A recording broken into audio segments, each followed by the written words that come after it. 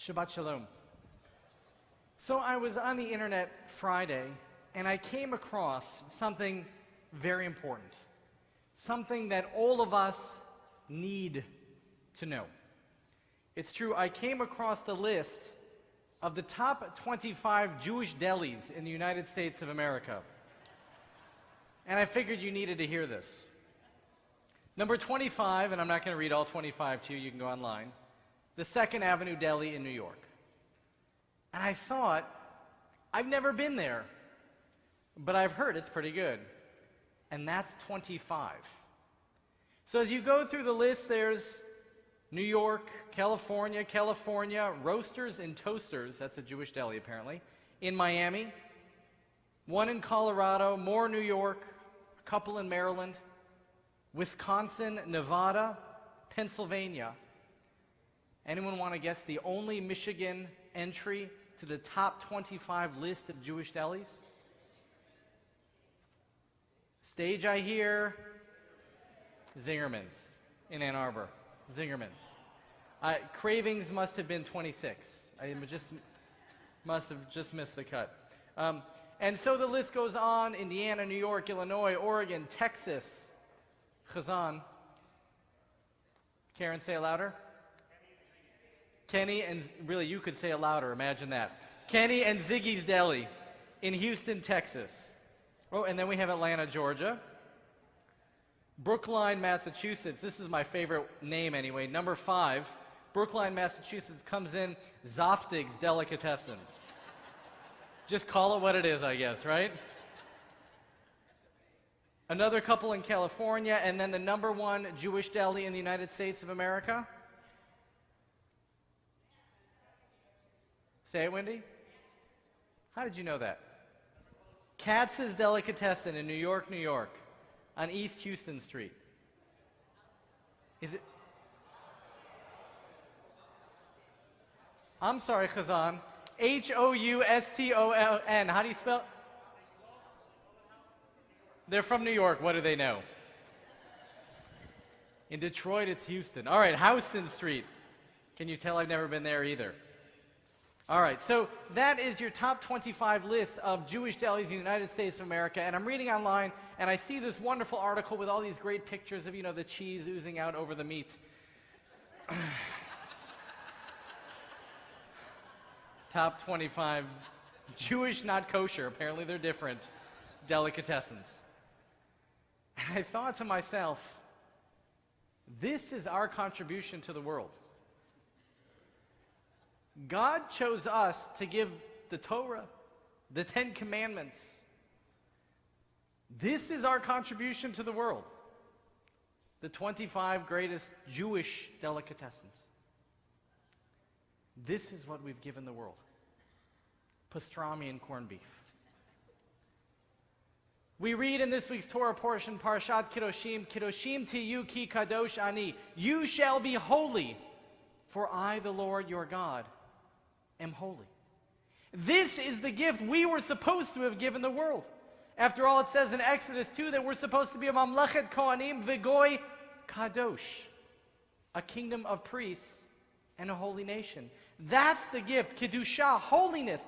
That's the gift we were supposed to have given the world, not just pastrami, corned beef, and bagels. Thank you for adding that. Holiness. We had nearly 200 people at services last night for our Friday night lights. It was a wonderful Shabbat experience, followed by dinner full of joy, ruach, community. And we had this conversation about, would you rather your child be a mensch, or would you rather your child, your grandchild, be holy? Now, if you had to choose between the two words, now, I know your children can be mensches and be holy.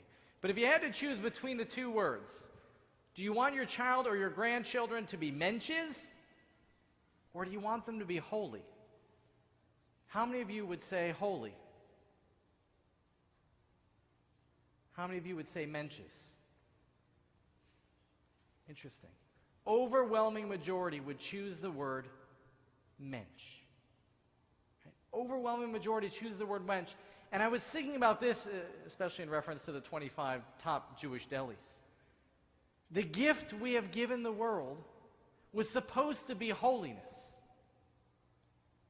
Yet the word has been absconded with. The word has been taken hostage. Because so often as we think of the word holy, we think of the people who look religious but end up stealing from their places of employment, from their synagogues, from other people. The word holy has been taken hostage, but because when we think of holiness, we think of the Taliban, or we think of Al-Qaeda, or we think of ISIS, and these people who act in the name of holiness by killing those who don't agree with them. They have taken the word holy hostage. Because after all, it says in our Torah that we are supposed to be Mamlechet Kohanim V'Goy Kadosh. We are supposed to be the kingdom of priests, and not the nation of Mensches. A holy nation. That's what we're supposed to be. That's what we're supposed to give to the world. And so if we turn together to Parashat Kedoshim, this week's Torah portion, you're welcome to take out your Eitz Chaim Chumashim. I'm on page 693. Leviticus chapter 19, page 693. It says, Kedoshim to you, ki kadosh ani, you shall be holy, for I, the Lord your God, am holy. But God doesn't leave us hanging. God goes on to tell us exactly what God means by that expression of holiness. And it doesn't, frankly, mean killing those who don't agree with you. It doesn't mean keeping your women fully covered in a shroud and forbidding them from participating in society. Being holy means you shall each revere your mother and your father and keep my Shabbases. Being holy means do not turn to idols or make molten gods. Being holy means sacrificing, praying appropriately. It means when you reap the harvest of your land, I'm now on verse 9 for those of you keeping score at home. When you reap the harvest of your land, you shall not reap all the way to the edges of your field or gather the gleanings of your harvest. Why are we not supposed to harvest or reap all the way to the edges of our field? You leave it for the poor. You leave it for the widow and the orphan. That's what it means to be holy. And the holiness code goes on. And it says being holy means caring for our fellow man. Being holy means having a respect and a relationship with God so that we can give thanks and lead lives of meaning, and so that we can further our ability to care for those who are in need. Because if we care for those who are in need as a mitzvah, as a commandment, then it doesn't matter if you're tired, or if you're bored, or if you have something else you would rather be doing. Caring for the needy as a mitzvah means you do it no matter what. It's a commandment, an expectation from God, because God expects us to be kadosh, to be holy. Now, hopefully you received on your way in a sheet, what does it mean to be holy? And you see, I referenced already this verse from Exodus 19 that God commands us to be a Mamlechet Kohanim and Goy Kadosh, a kingdom of priests and a holy nation. And the Talmud comes to say, boy, the Torah gives us all this stuff that we're supposed to do. What's the most important? Rabbi Judah ben Sheila, I like to joke that this was the first female rabbi, Rabbi Sheila, but it's a man. Rabbi Judah ben Sheila said in Rabbi Asi's name and Rabbi Yochanan's name, there are 6 things, the fruit of which man eats in this world, while the principle remains for him for the world to come. I think we need an accountant to figure that one out. We enjoy the interest in this world, but we benefit from the principle even in Olam Haba, in the world to come. And these are those 6 things. At the end of the day, what does it mean to be holy? Yes, we do all this, but if we're really just looking to narrow it down, hospitality to the wayfarers, hachnasat orchim, welcoming people into our homes and into our community, perhaps welcoming people into our country. Bikur cholim, visiting the sick. Meditation and prayer, that when you pray, you really have a sense of kavuna, of intentionality in your prayer. Early attendance at the Beit Midrash. Yeah, we should be learning. Rearing one's sons, okay, let's make it children for our sake. Rearing one's children to the study of Torah. And judging one's neighbor in the scale of merit. giving your neighbor the benefit of the doubt. Giving others the benefit of the doubt. And that's what Rabbi Judah says. These are the 6 most important teachings that we really need to focus on in order to be holy.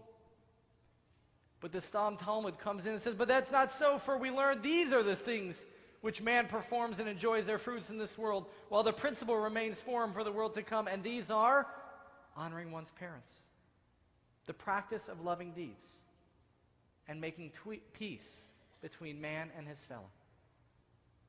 Rabbi Judah, of course, focused on these 6 things that we're really supposed to incorporate into our lives. If at the end of the day we can't keep track of all 613 mitzvot, Rabbi Judah says focus on these 6.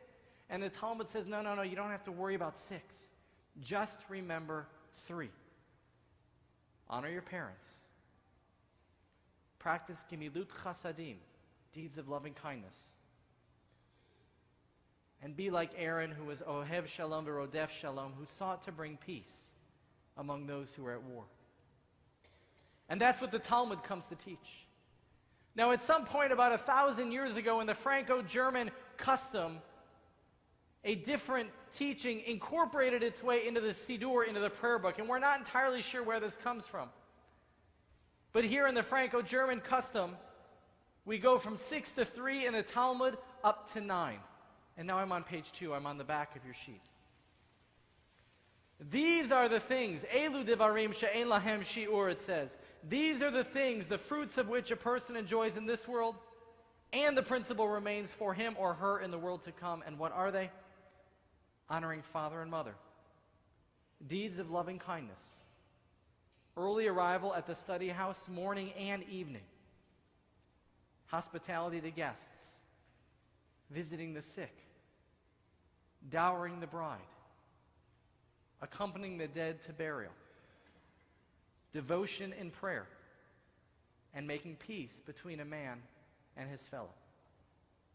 These are the 9 most important things we can do. Our tradition has taught for the last 1,000 years.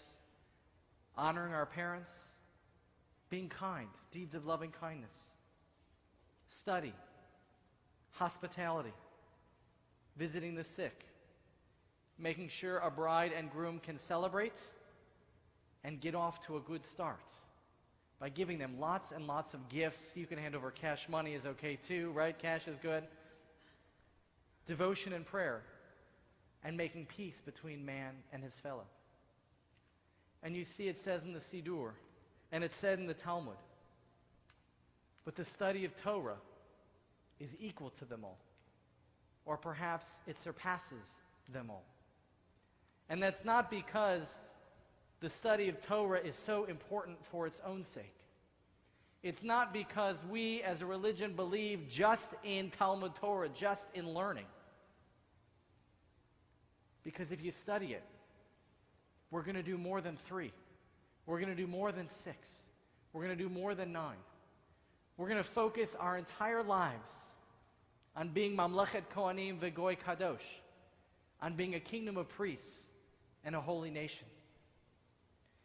This Shabbat of Parashat Kedoshim, let us mourn a little bit the fact that this country might think that the best gift we have given to it is the 25 greatest Jewish delis, of which only one is in Michigan. And the other one is on Houston Street. Houston Street, I know. But this Shabbat of Parashat Kedoshim, let us remind ourselves that it is our job as Jews, it is our job as Congregation Sha'ar Tzedek, to be a Mamlechet Kohanim and a Goy Kadosh, a kingdom of priests and a holy nation. It is our mitzvah. It is an obligation upon each and every one of us, because it says in our Torah portion this week, Kedoshim to you, ki kadosh ani. You shall not just be menches, but you should be holy. For I, the Lord your God, am holy. I challenge you this week. Strive to be holy. Seek holiness. And may God bless us in our worthy efforts, not just to be gastrointestinal Jews, not just to be menches, but to be holy. Ken Yehi Ratzon, may this be God's will. And let us say together, Amen.